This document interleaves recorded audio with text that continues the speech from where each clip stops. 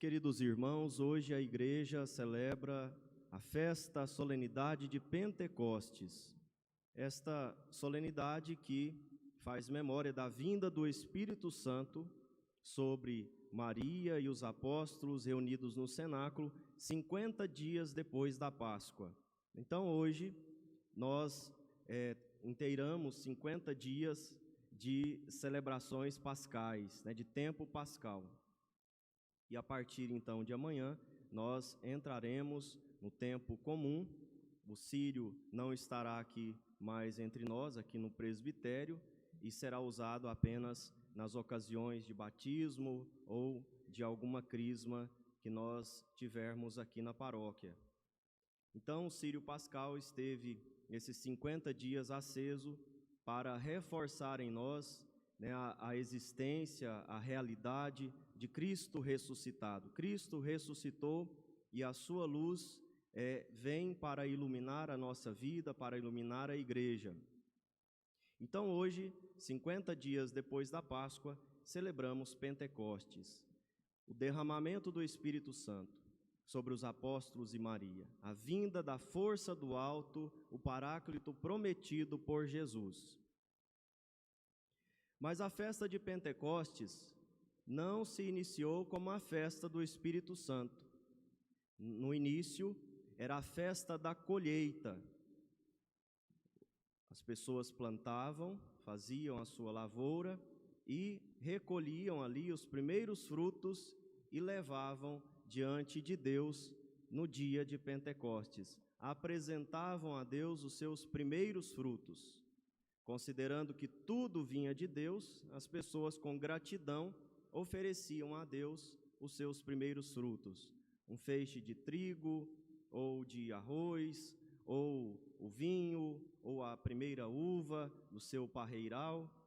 Os primeiros frutos eram apresentados a Deus, em forma de gratidão por tudo que Deus, ou que a providência de Deus oferece. Depois, a festa de Pentecostes tornou-se a festa da lei, quando a lei foi dada ao povo através de Moisés. Então, durante muitos anos, muitos séculos, o povo celebrou Pentecostes, sempre 50 dias depois da Páscoa, como a festa da lei, a festa desta lei que é para o povo judeu fundamental, preciosa, a lei de Deus. Porque é através dela que as pessoas conseguem entender a vontade de Deus e executar a vontade de Deus. Foi revelada a vontade de Deus e assim nós podemos, então, fazer a vontade de Deus. Também no dia de Pentecostes, quando o povo judeu estava celebrando Pentecostes, veio então o Espírito Santo num terceiro momento, dando, digamos, essa outra dimensão para a festa de Pentecostes, o derramamento do Espírito Santo. Então, no início, a festa da colheita, depois, a festa da lei, e agora a festa da nova lei, que é a lei do amor, a lei do Espírito Santo. O Espírito Santo é o amor de Deus derramado em nossos corações, é o amor de Deus derramado em cada um de nós, na sua igreja. É a festa da plenitude da lei, da nova lei, que é o amor. Então é isso que nós estamos celebrando hoje. Uma festa que começou como a festa da colheita, passou a ser a festa da lei e tornou-se a festa da nova lei. E o que acontece de especial, então, neste dia de Pentecostes aqui, entre os discípulos e Maria? Eles estavam reunidos no cenáculo, desde que Jesus foi para o céu, na sua ascensão, e disse: não saiam de Jerusalém, até que eu envie a força do alto. Então eles estavam reunidos no cenáculo todos esses dias, esperando a promessa se cumprir. Então veio o Espírito Santo, e a primeira coisa que eles perceberam foi um vento impetuoso, um vento forte.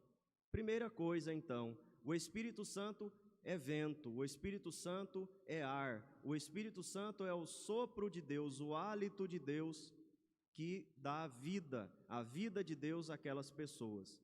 Vamos lembrar lá do Antigo Testamento, no livro do Gênesis, quando Deus faz o homem, modela com o barro, sopra nas suas narinas. Ou seja, o hálito de Deus é vida, é a alma que o homem precisa para que ele tenha vida, para que ele seja alguém, para que seja uma pessoa.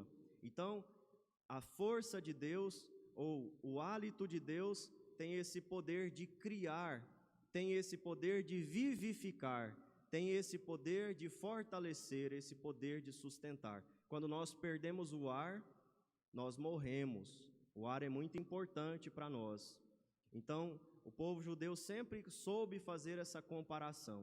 Assim como o ar é importante, né, o Espírito de Deus é importante. O sopro de Deus, o hálito de Deus é importante. E esse hálito de Deus, esse sopro de Deus, é o Espírito Santo, a terceira pessoa da Santíssima Trindade, que vem então como vida nova, como vida para aquelas pessoas e para cada um de nós.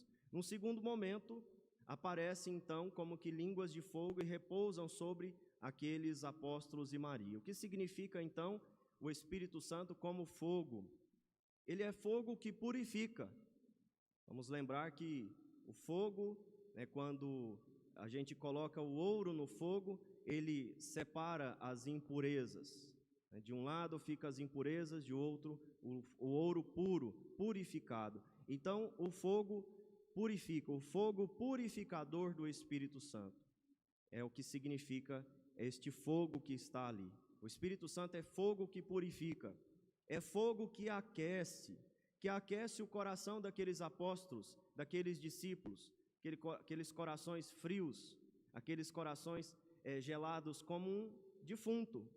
O defunto, quando você coloca a mão nele, não tem calor, não tem vida, não tem calor. Então o Espírito Santo é esse calor que aquece, o frio aquecei, nós ouvimos aqui da nossa sequência de Pentecostes, o frio aquecei. Então o Espírito Santo é o frio, é o fogo que nos aquece do frio, da morte, da vida, nos aquece do frio da morte. Também este fogo do Espírito Santo significa aquela capacidade de evangelizar, aquela capacidade de sair para pregar o Evangelho. Quando no Antigo Testamento nós vemos esse evento, de fogos na cabeça das pessoas, como que línguas de fogo, no Antigo Testamento nós temos uma referência a isso. Os anjos, eles têm este fogo na cabeça, porque são mensageiros, são aqueles que vão para anunciar o Evangelho. Então, uma terceira característica desse fogo, eles são mensageiros, se tornam mensageiros do Evangelho. Agora, eles podem sair, porque aquecidos, vivificados pelo Espírito Santo, eles podem pregar o Evangelho como que em línguas de fogo, pregar a boa notícia, a boa nova do Evangelho de Jesus Cristo. E por fim, podemos dizer que este fogo do Espírito Santo é a luz que ilumina aquelas pessoas, as mentes dos apóstolos, e os torna capazes de compreender a vontade de Deus, e os tornam capazes de ver a vontade de Deus. Se nós vivemos na escuridão, nós precisamos recorrer ao Espírito Santo. Ele é a luz que nos tira da ignorância, que nos tira do erro. Ele é a luz que nos ilumina no caminho certo, nos conduz no caminho certo. Então, essas características do Espírito Santo de Deus, é vida de Deus, é o sopro de Deus, é o hálito de Deus que traz vida, que nos tira da morte, que aquece o nosso coração, que nos torna mensageiros de Deus e também nos ilumina para entender a verdade de Deus, a verdade que é Deus. E é esse Espírito Santo que nós precisamos buscar hoje, é esse Espírito Santo que nós necessitamos. Nós não nos damos conta, mas sem o Espírito Santo nós não podemos fazer nada de bom.